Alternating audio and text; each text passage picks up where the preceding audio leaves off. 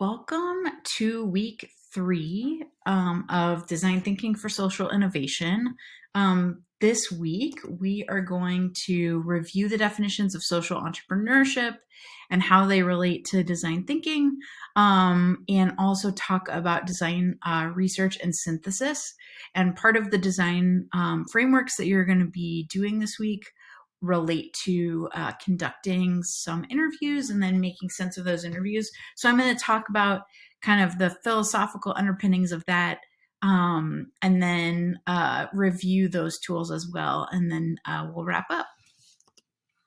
So I think we looked at this definition last week, but just to repeat, a social enterprise is any business venture, nonprofit, for-profit, created for a social purpose, mitigating or reducing a social problem or market failure, and creating social value while operating with reference to the financial bottom line and with discipline, innovation, and determination of a for-profit business. And here's another quotation. So, unless a nonprofit is generating earned revenue from its activities, it is not acting in an entrepreneurial manner. It may be doing good and wonderful things, creating new vibrant programs, but it is innovative, not entrepreneurial. So both of these quotations really making the distinction that in order to be in the category of social entrepreneurship, you need to be generating revenue, right? That there are innovative solutions that come in the form of nonprofits and other social interventions, but that are not also entrepreneurial. So in this class, as I stated last week, you have the opportunity to reflect on a social and or environmental problem that is meaningful to you and work to find an innovative and sustainable solution to that problem. And we're going to get to use this class, whether you're really trying to launch a business, you're starting to explore launching a business, or you're here to learn. We're going to use exercises in this class to apply what you're learning to a real life problem. So you have the opportunity to become that social entrepreneur through the work in this class. And again, social entrepreneurs are defined as being committed to creating and sustaining social value, not just profit, but also are committed to creating profit in the marketplace. See and pursue new opportunities to pursue that mission, continuously innovate, learn, adapt, and improve, act boldly without being limited by current resources, and exhibit heightened accountability to the constituencies served and the outcomes created. And you don't have to start your own organization to make an impact. So you don't have to kind of instigate an entrepreneurial effort to have a social impact. There's another concept called being an entrepreneur. And I think in my career, I have most frequently been an intrapreneur as opposed to an entrepreneur. And what we mean by being an intrapreneur is acting like an innovative entrepreneur, but within an ecosystem of a larger, more traditional organization. So in my background, I've worked several jobs where I started out in one position, and then seeing an opportunity, filling a need, and kind of moving into a space to create a new offering. So when I lived in Dallas, I worked at Southern Methodist University, and I was able to raise a large gift from a donor and start a new initiative from within the university. I transitioned out of my old job into a new job, and that was all kind of from within. Social entrepreneurs and intrapreneurs are leaders, and they are designers. And again, I believe that if you make decisions that impact other people's experiences, which is a good definition, I think, of being a leader, then you're a designer already. Design asks you to consider or reconsider how the decisions you make impact the experience of others. We want to help you use the tools of design to amplify and accelerate your work. Human-centered design leverages the methods and tools of design to help non-designers creatively solve messy human-centered problems. And that's why there's also this phrase design thinking, right? Practicing design thinking does not make you a big D designer, right? Like people go through lots of training and have to pass tests and get credentials and do all kinds of things to become something like an architect or an industrial designer, an engineer. But we're borrowing those methods to apply to social problems and to areas that we have expertise in or life experience in. And that's why I think the phrase design thinking emerged. It's asking you to think and do and act like a designer without kind of inhabiting that formal role. So I talked a bit about this last week, but I really believe that innovation is a process. It's a replicable process. Anyone can do it. And especially if you're relying on the tools of design to navigate those ambiguous spaces, you can get traction and move towards creative problem solving. But a lot of times it feels a little bit confusing or disorienting, right? This is actually called the design squiggle. It was created by a designer named Damien. I can't remember his last name at the moment. But essentially, in the beginning of any process, when you're deep in the woods, you've got your flashlight and you're pointing it around, it feels really disorienting.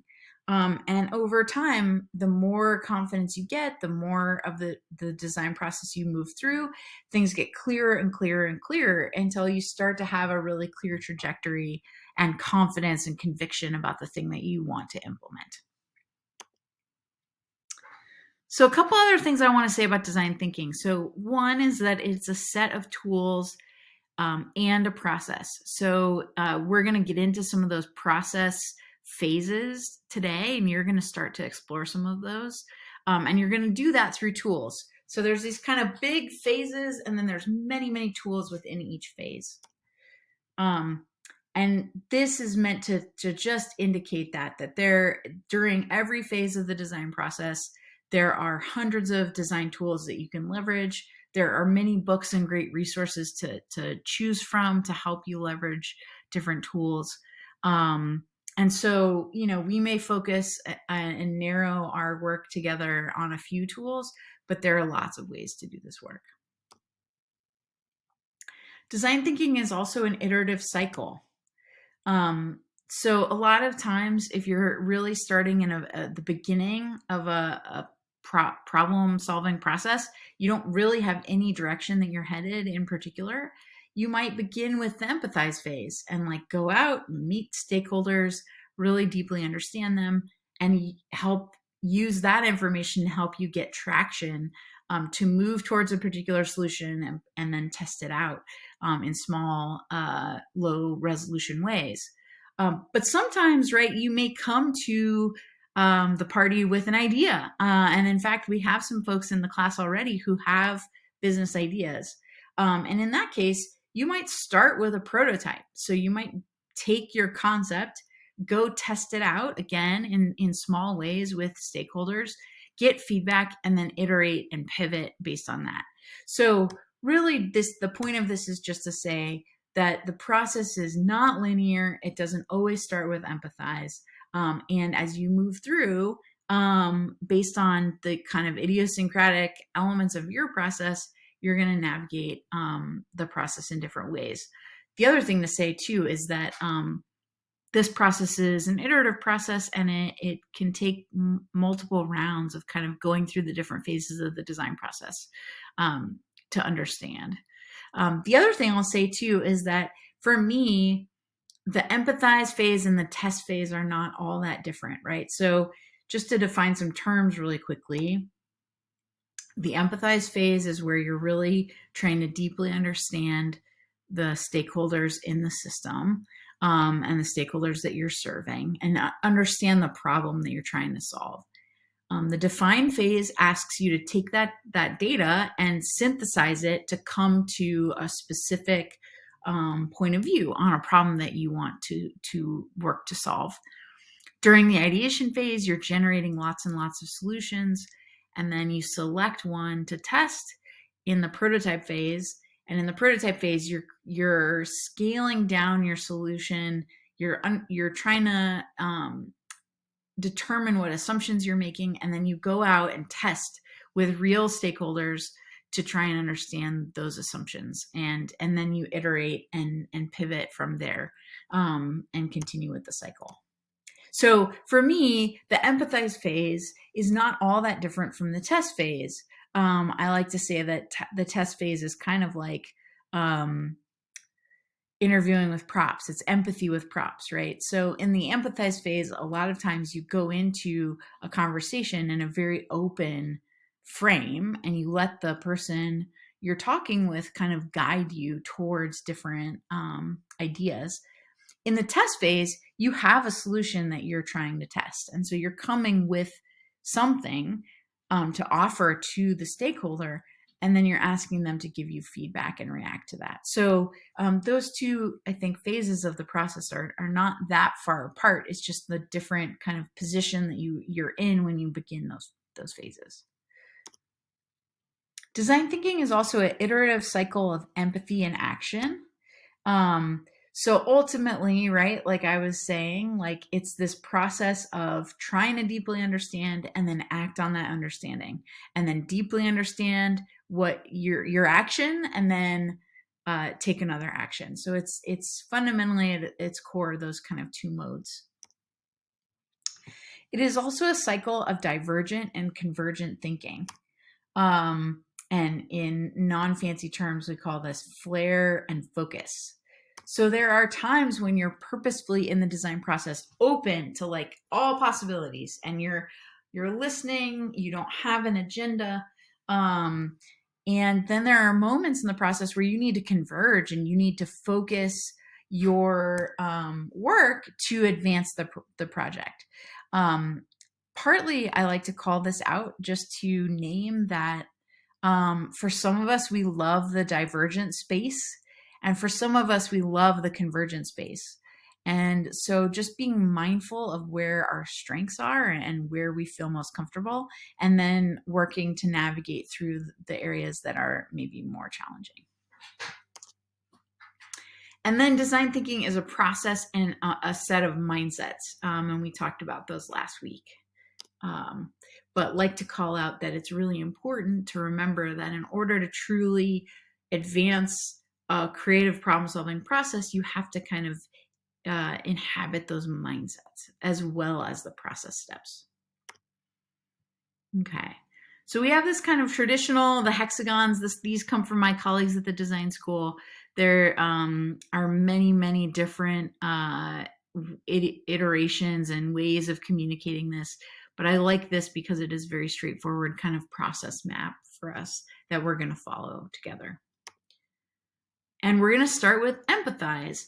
So this week, I will review the design frameworks that we're going to discuss and that you're going to work through in your project work. But they basically focus on the empathize phase and a little bit of the define phase. So I want to just talk to you before we get into those design frameworks about the kind of purpose and point behind these different phases and what the goals are that we're trying to accomplish. So this is a picture of a teacher in a classroom. And I put this here because I want to just start out the empathize phase with recognizing a design project that relied heavily on trying to understand stakeholders in a system. And that comes from the Substantial project, which is referenced in your reading for this week. It's a program that was started by a woman named Jill Viollet, and it was incubated at the D School at Stanford. And essentially, it was working to improve the substitute teacher system in schools. And Jill knew that there were problems with this, and that principals were dissatisfied, and that kids were uncomfortable, and that learning was lost during days when there were substitute teachers. And she had some ideas about how she thought the system could be changed, but she used human-centered design methods and went out and really empathized with the substitute teachers, really listened and understood what their experience was. And what she found was that substitutes felt like they weren't respected or valued by schools and felt they didn't have a community of support in schools or amongst their fellow subs. So when subs were signing up, they didn't have a sense of a larger support system. They didn't have a lot of loyalty. So when they were needed but they didn't want to work, they didn't necessarily feel the call to kind of step up. So there were some real gaps in the relational piece with substitute teachers and school districts that Jill uncovered by interviewing subs. Okay. So our goal in the empathize phase is to understand what is really going on. And we do that through something called design research. Design research is qualitative, so it is not about surveys and kind of gathering data, quantitative data. It is about interviewing, observing, and really deeply understanding the experiences of others. It focuses on people, especially people who may not be like you. It happens in context when possible, although the pandemic has definitely challenged that. I've done quite a bit of design research over Zoom, which has been interesting. And it promotes dynamic conversations. So instead of, again, like a survey where you ask a question and you're not able to follow up, in a conversation, you're able to say, oh, that was really interesting. Tell me more about that. Why do you feel that way, right? You can have that dynamic conversation and be able to go deeper with the person. Design, I think it's really important to remember that design research is also an invitation. It's a gift. It's an act of vulnerability. It is someone giving you their time and sharing with you some of their feelings and thoughts and potentially vulnerable experiences. And so it's really important to come to design research with those themes that were talked about in the IDEO book of ethical design research, or the little book of ethics, around responsibility, honesty, and respect. And I think that is critically important because these kinds of intense personal engagements can also, there are potential risks to do harm, right? If you're not transparent with someone, if you're pressuring them. And so we want to handle people very gently, very carefully, very thoughtfully. And to that end, I think it's important to say that design research should not be extractive. So it shouldn't feel like as the design researcher, I'm here to take something from you and then leave, right? So again, it should be an offering. It should be an invitation. It should feel like a collaboration. It should not be dishonest. So not kind of sharing different, not being transparent about your motivations. And it should definitely not be coercive. Whether you're stopping someone on the street and taking some of their time in a way that makes them feel uncomfortable, or pressuring them to share with you something, design research should not be feel coercive to the person who's being interviewed. So design research is an integrated part of the design process intended to illuminate new perspectives on a problem and inspire better solutions. It does not need to be a rigorous social science, research effort. So really our intention here is to go have some really great, meaningful conversations with a few people. And the goal is to feel like you have new creative energy, new perspective on where they're coming from and the problem, the bigger problem at hand. I think design research is awesome when you're stuck and you need new thinking about a problem. When you don't know what to make yet, right? So you in this class may be exploring an issue like climate change and not know yet what to do yet to make a difference in that area. So figuring out how to talk to people and go out and talking to people can really help you get a direction and a place to go.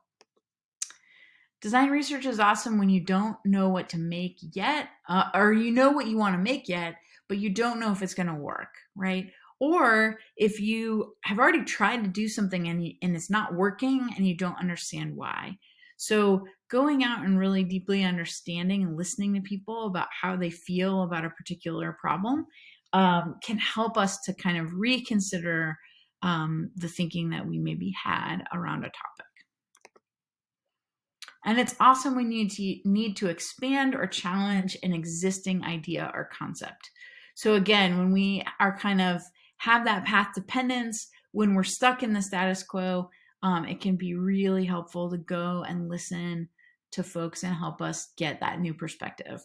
And that's what happened with Jill and Substantial, right? Like she had her beliefs about why substitute teaching wasn't working, but going and talking to the substitute teachers really changed her perspective on the problem.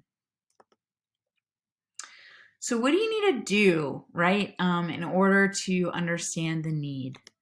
One is thinking about who you want to interview.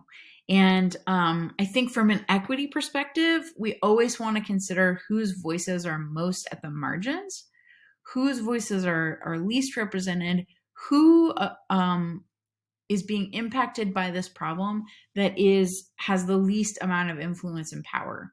And I think we always want to champion and put those voices, elevate those voices in our design research. There's another concept in selecting who to interview in human-centered design that we call extreme users. And there's a great story that demonstrates this from the company OXO that makes kitchen utensils. So there was an industrial designer who was watching his wife peel potatoes, and she has arthritis in her hands, and she was having a very hard time holding on to the old-fashioned metal handled potato peeler. And the husband was watching her struggle and realized, having a more ergonomic handle would be really helpful for my wife. And so he made a prototype of this ergonomic handle, and it was really successful, and they ended up launching a company, and now we have OXO that I'm sure a lot of us have their products in our homes. But the idea here is that even though I am lucky enough to not have arthritis in my hands, I still want to have that squishy, big handle for my potato peeler.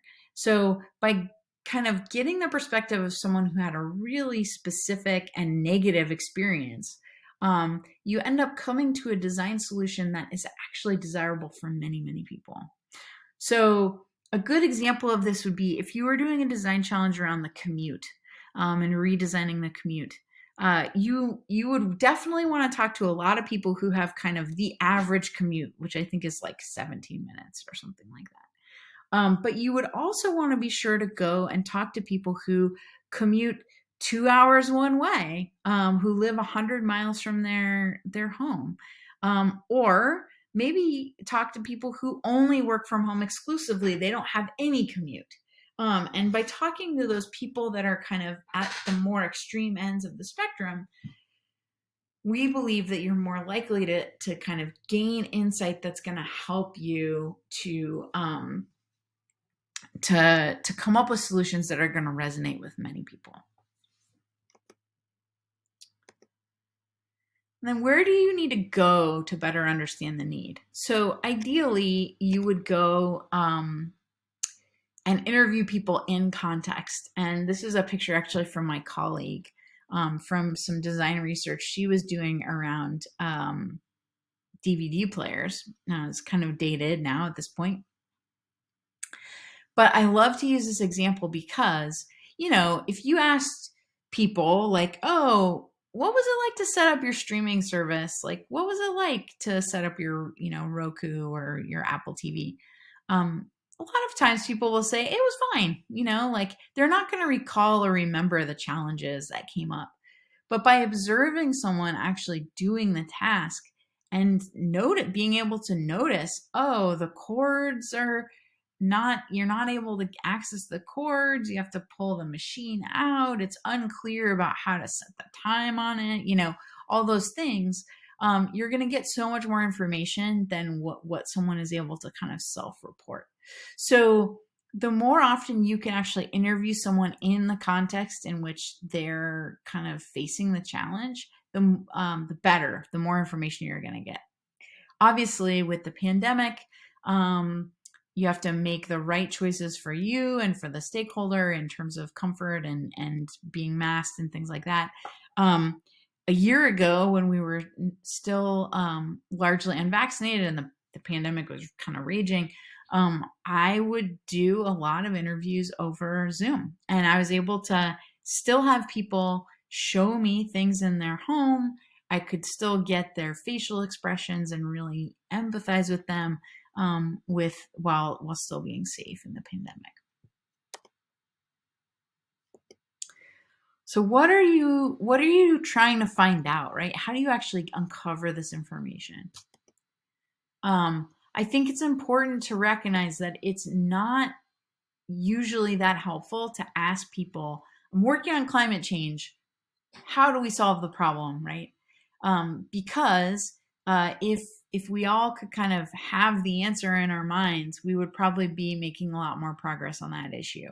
So we're trying to uncover some of the underlying motivations and attitudes and behaviors.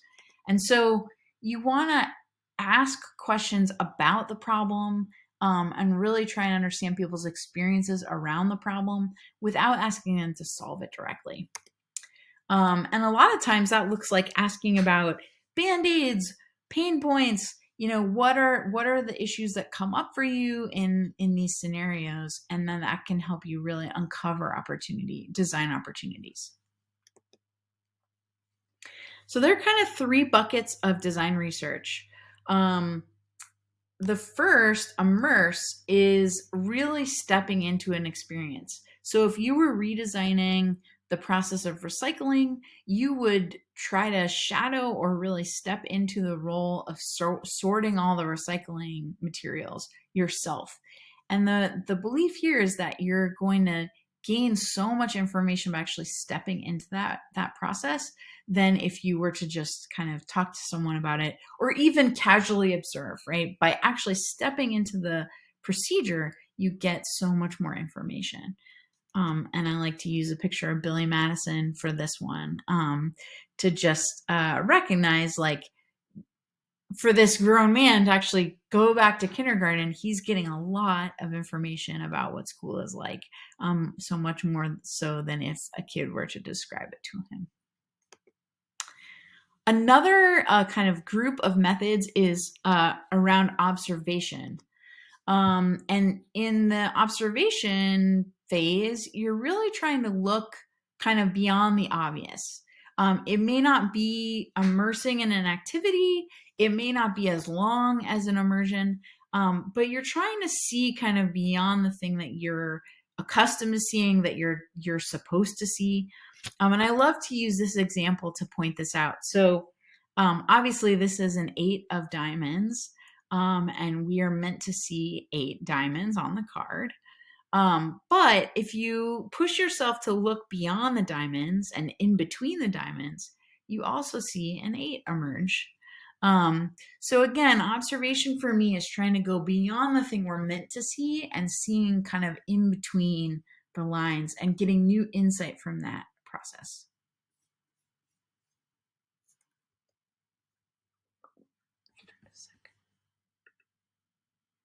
Okay. This comes from the design firm IDEO, and it is a picture of the London Tube.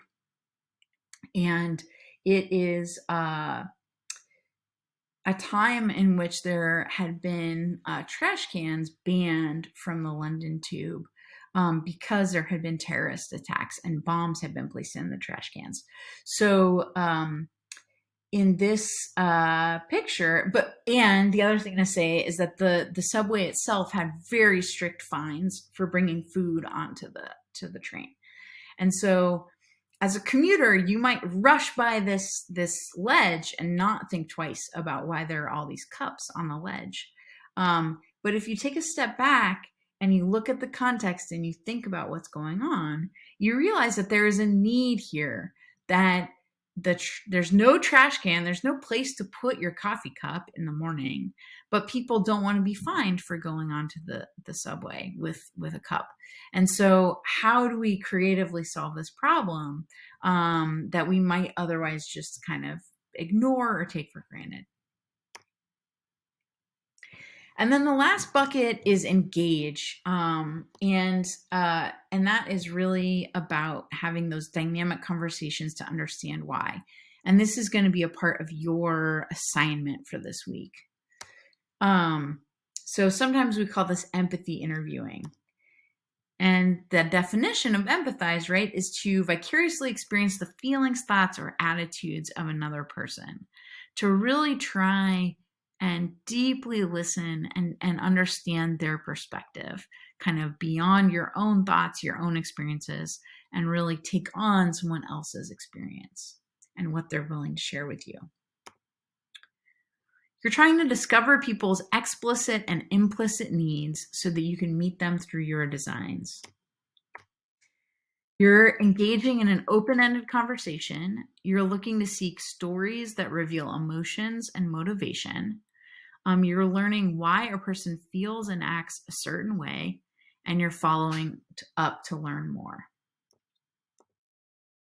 I have some tips for interviewing. So every interview is an arc, and it looks like this, right? So you introduce yourself, you're transparent about what you're doing and why. You introduce the project, you build rapport, you're seeking stories. So you're trying to understand what their experience has been with the problem that you're working to solve. And then you follow up and ask, tell me more about that. Tell me why that matters to you. And then you thank them for their time. And then it's really important at the end to ask, is there anything else that you'd like to share with me? Because a lot of times we have our questions and the way we're thinking about the interview, but this gives us an opportunity to invite the stakeholder to share things that we didn't think to ask, but that they might feel are important to them. So you might ask a few easy starter questions, like tell me, what your family's like, what you do for a living, things like that. You ask open-ended questions. And it is really helpful in advance to write some of the questions out, because I find personally that in the moment, it's hard to really come up straight from your brain with a perfectly written open-ended question. So taking some time to prepare for that. Don't offer answers. Don't offer your own story. So it's really hard. I'm a big storyteller. And in a typical conversation, somebody tells me a story about chili, and then I tell them a story about the time that I had chili, and then we talk about, going to the Southwest, and then we have this rapport back and forth. But in these interviews, you're really trying to hold back any of your own experience and really create space for the person to share their own thoughts. And then follow up on interesting things that you hear. So if there was something intriguing or important or interesting that you want to learn more about, you ask to find out more. It is important also to talk about feelings. So when people feel delighted or surprised or frustrated or angry, those are often really good indicators that there is a design opportunity there. And so inviting people to share their feelings about a particular problem is really important. And then asking why a lot. So when someone makes a statement, asking them to kind of explain, the why behind it. And even then maybe explaining the why behind that. I think sometimes it can feel harsh for people, the question why. And so I like to use the sentence starter, tell me more about that, right? And that kind of softens the question. And don't be afraid of silence. For teachers in the class, they know that we have something called wait time in school, where we're trying to give kids who maybe process slower or maybe shy, just giving them some space to think before they share. But also, having that pause, people will seek to fill it, right? And so that is also a good, helpful motivator for having them reflect and share.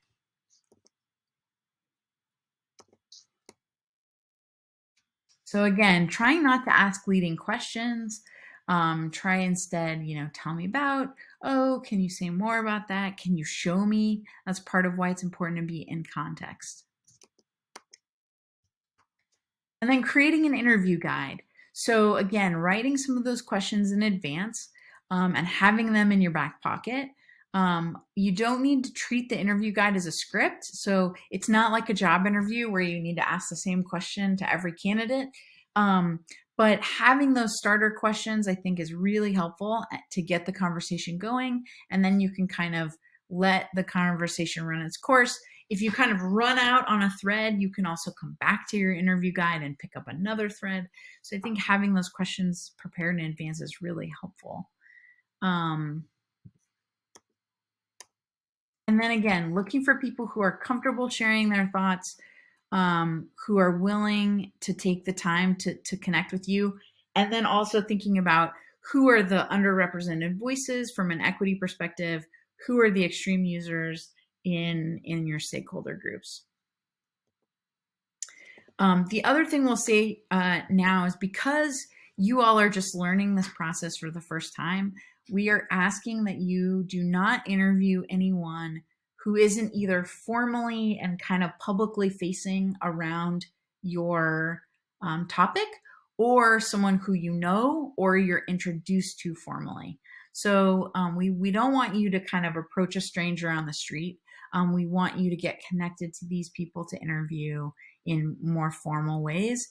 And that helps you to practice also feeling comfortable with these techniques before you might go out and engage someone who you don't know at all. So I'm going to pause. The next part of the process is going to talk a little bit about synthesis, but I'm going to get out of this slide deck for a moment and go into our workspace and just review the design tools that are relevant to the empathize phase.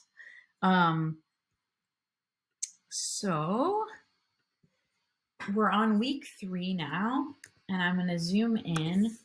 And the first tool that's here is a lot of the tips and information I just shared with you. So not a lot for you to do here other than reviewing kind of what is the context. The next tool is the interview guide. And so asking you to identify a stakeholder group you want to interview and then develop those questions that you want to ask. Again, it doesn't need to be a script, but having those questions pre-crafted, I think, is very helpful. This is a reminder to only interview people that you are formally introduced to or who you have a relationship with.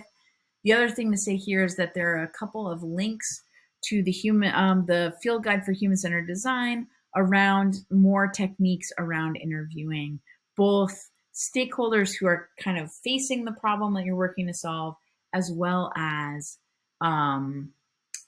the experts who are working in the field. And then this tool is around taking notes. So once you're in the interview, being sure to take notes and capturing everything you hear and observe, everything you notice. And it's really important to document those things so that you can use those moving forward.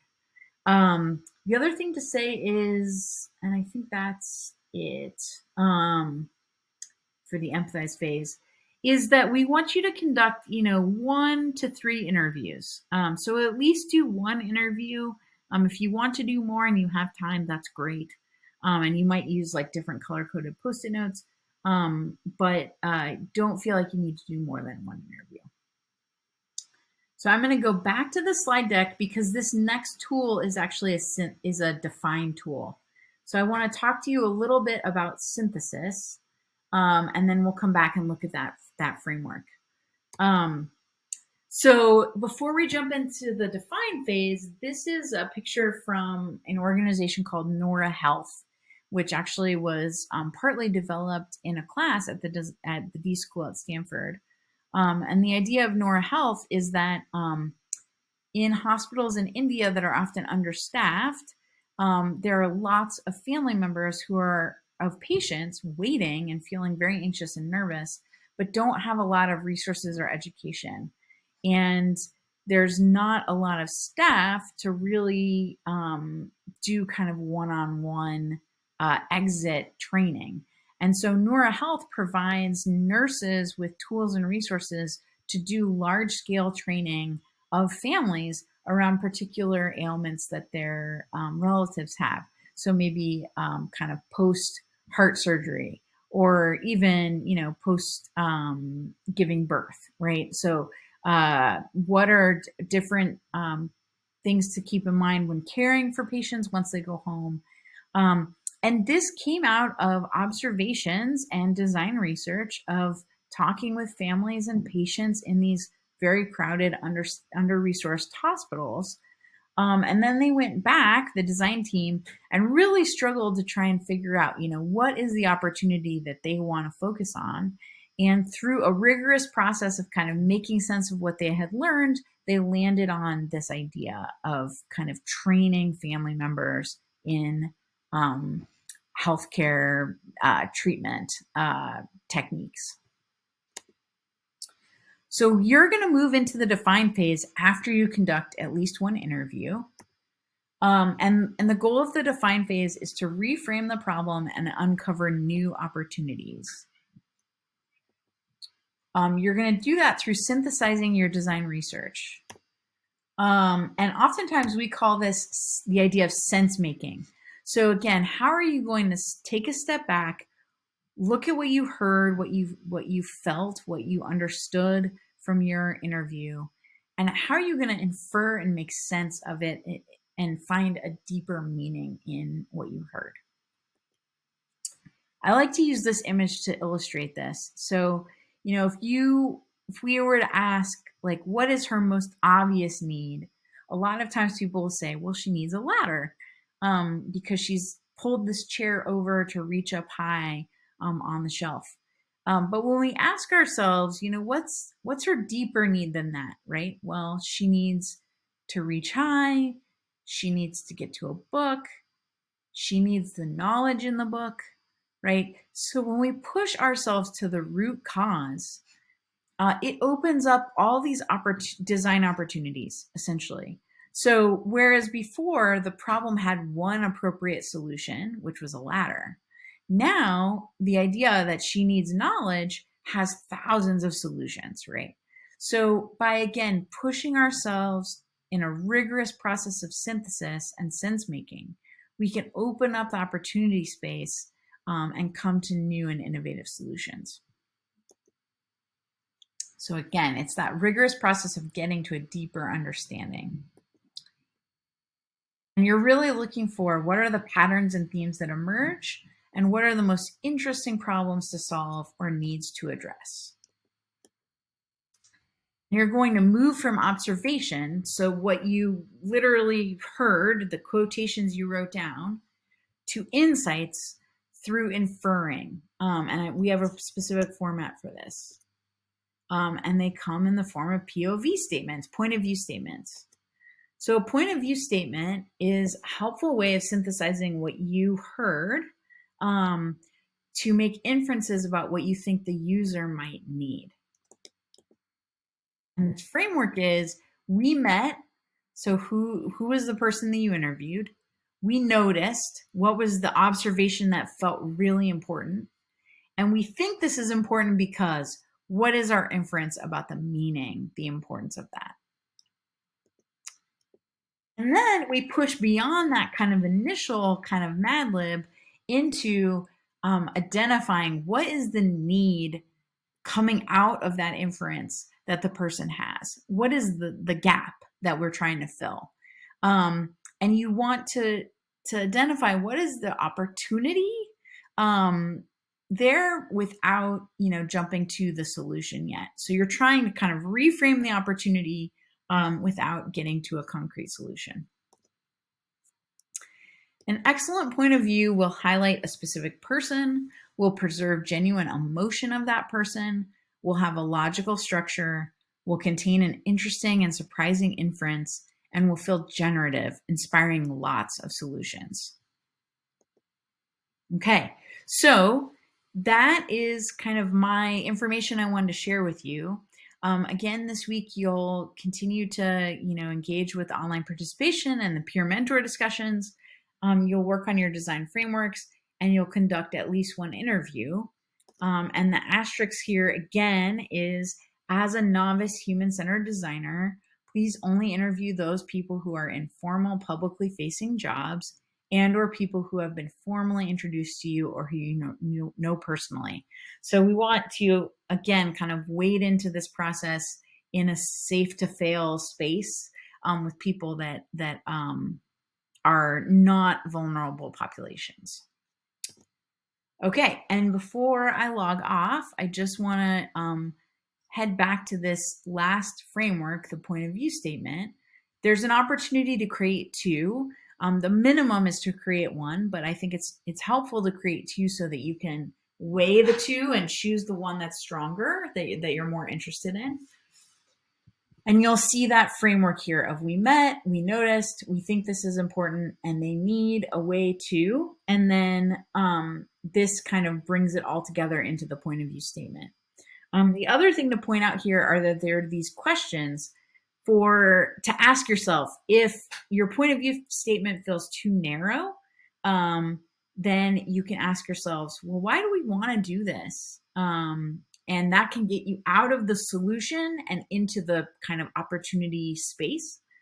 And sometimes your need statement feels so big, right? It's like the person needs to end world hunger, right? And so we can ask ourselves, what's stopping us from that need? And that can help us kind of get into a more concrete and generative space. So those are the frameworks for week 2. And as always, if you have any questions or concerns, feel free to send an email or sign up for office hours or connect in another way. And I hope you have a great week, and I'll see you next time. Thanks so much.